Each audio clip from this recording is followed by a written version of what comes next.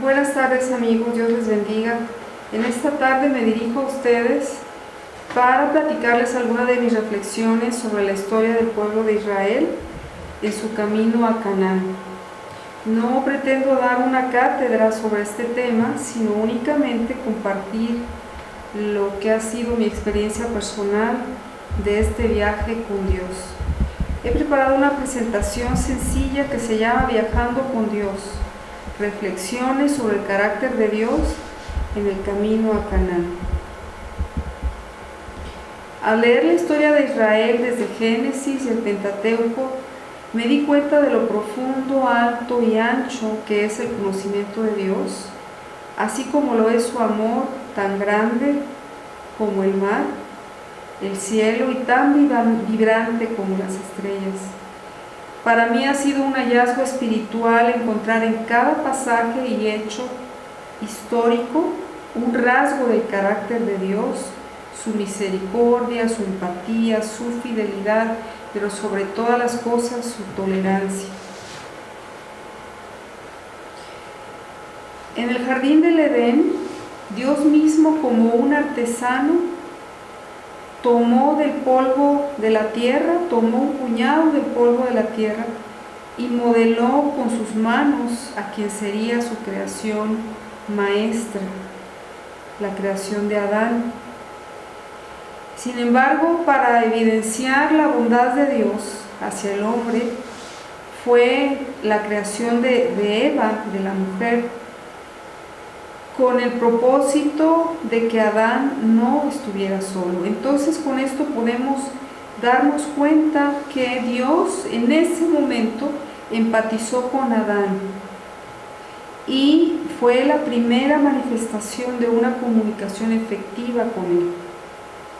Que el hombre no esté solo, que no esté triste. Hagamos entonces una ayuda idónea. Y en la respuesta a esa necesidad de esa ayuda idónea fue que creó a Isha, a Eva, tomando una de sus costillas, parte de sus huesos y de su sangre. La mujer entonces fue el instrumento que Dios usó para que nosotros, como seres humanos, pudiéramos nacer aquí en la tierra a fin de integrarnos al universo que Dios había creado en aquel momento con el poder de su palabra. Lo maravilloso de esta verdad, de esta realidad, es que al ordenar al hombre y a la mujer crecer y multiplicados, lo hizo con la idea de que ya no más estarían solos. Es conmovedor para mí encontrar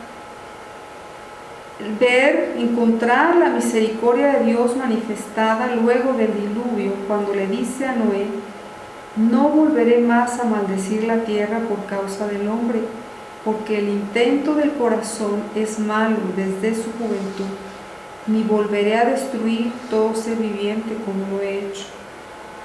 Estoy segura que durante el diluvio Dios vio flotando los cuerpos muertos de miles de personas, animales, árboles, flores que Él mismo había creado. ¿Cuántas almas se perdieron por causa de la maldad? Seguramente en este punto de la historia Dios recordó el Génesis y sintió en su corazón desfallecer porque la mayor parte de su obra había desaparecido. Y en medio de esa desesperanza, Dios se reanimó cuando recordó que había un arca por ahí, que andaba perdida quizá, fuera de la vista de Dios. Y allí estaba Noé, su familia, los animales y todas las bestias. Aquel bote de madera entonces era el portador de la muestra genética de la creación de Dios. Entonces Dios hizo un pacto con Noé de no volver a exterminar toda carne con aguas de diluvio sobre la faz de la tierra, y nos dio a nosotros, a él primero y a nosotros también, como señal el arco iris, de tal manera que cada vez que en el cielo se pinta un arco iris, nuestro Padre se acuerda, lo mira y recuerda el pacto que hizo con Noé. Y el Señor ha sido fiel para cumplir su palabra hasta el día de hoy. La historia de Abraham es conmovedora. Él también hablaba con Dios. ¿Puede alguno de nosotros imaginar esto? Un hombre sencillo del campo que había salido de su tierra sin saber a dónde iba, tenía una comunicación estrecha con el Creador del universo. La promesa que Dios le hiciera de un galardón grande desata en Abraham un solo pensamiento: la falta de un hijo. La ternura de este momento es maravillosa.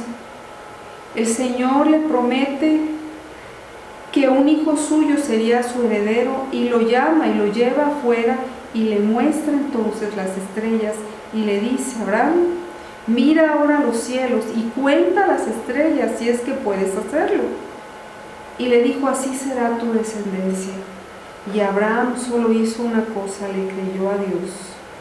A diferencia de Abraham, Moisés, quien había experimentado un encuentro personal con Dios en el desierto mientras estaba inmerso en el trabajo de pastorear las ovejas de su suegro, la visión de la zarza y el escuchar la voz de Dios lo atemorizaron de tal manera que cubrió su rostro, porque tuvo miedo de mirar a Dios.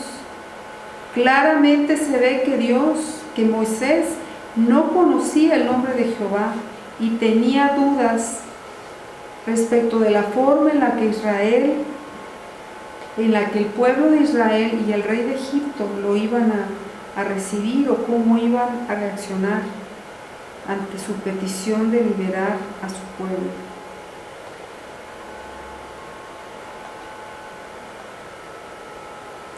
Dios proveyó la vara y la promesa de señales prodigiosas que saldrían de la mano de Moisés y que estarían en su boca también. Sin embargo, Moisés termina pidiendo a Dios una persona como intermediario entre él y el pueblo. El umbral, para aquel momento, el umbral de la tolerancia de Jehová para la incredulidad de Moisés fue extremo y Dios se enojó. Sin embargo, y a pesar de esto, Dios usó a Moisés para liberar a Israel de su cautividad en Egipto. La presencia de Dios para guiarlos de día en el camino mediante una nube y de noche con una columna de fuego, la apertura del mar rojo, el maná, el agua, las codornices, fueron milagros del poder de Dios, de los cuales el pueblo de Israel fue testigo de esto. Sin embargo, y no obstante de todo esto, siguieron desafiando a Dios hasta que los consideró un pueblo duro de cerviz, con quienes Él ya no quería seguir caminando para llevarlos a la tierra prometida. Qué tremendo crecimiento tuvo la relación de Moisés con Dios. Le hablaba cara a cara como hablar otra persona. Conmueve la decisión de Moisés al declararle a Dios: si tu presencia no va conmigo, no nos saques de aquí. Las leyes que Dios les dio a su pueblo, como los 10 mandamientos, fueron dictadas para asegurar la supervivencia del pueblo de Israel. Sin embargo, Israel se dedicó a transgredir esas leyes en desobediencia, y no solo trajo consigo graves consecuencias y maldiciones, sino que también trajo consigo la necesidad de realizar holocaustos, ofrendas de paz, ofrendas por el pecado y expiatorias, como el cordero que sacrificaban cada año en el día de la expiación. Y todo esto lo hacían con el propósito de estar en paz con Dios.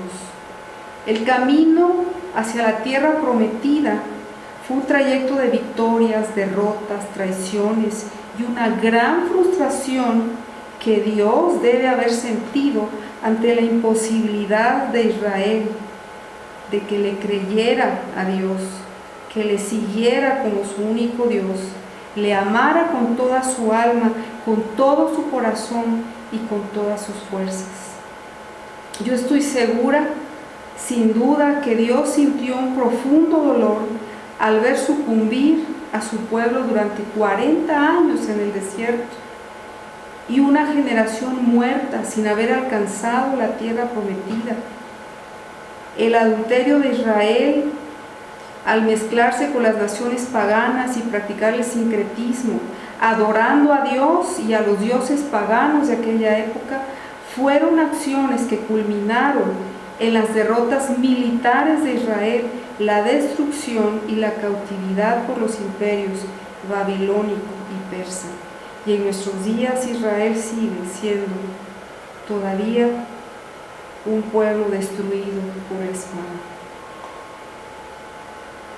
En este largo viaje, el Señor Dios, o el Señor Jehová, como Noé le decía a Dios, muestra su gran amor incondicional por Israel. Me impacta que siendo Israel un pueblo de transgresores, aún así Dios decidiera dar a su único Hijo Jesucristo como el Cordero de la expiación, una vez y para siempre. El Cordero de Dios que quita el pecado del mundo, para que en el nombre de Jesús y por medio de Él nuestros pecados sean perdonados y con su Espíritu Santo vivamos vidas de santidad y seamos entonces el pueblo que Dios siempre ha deseado tener.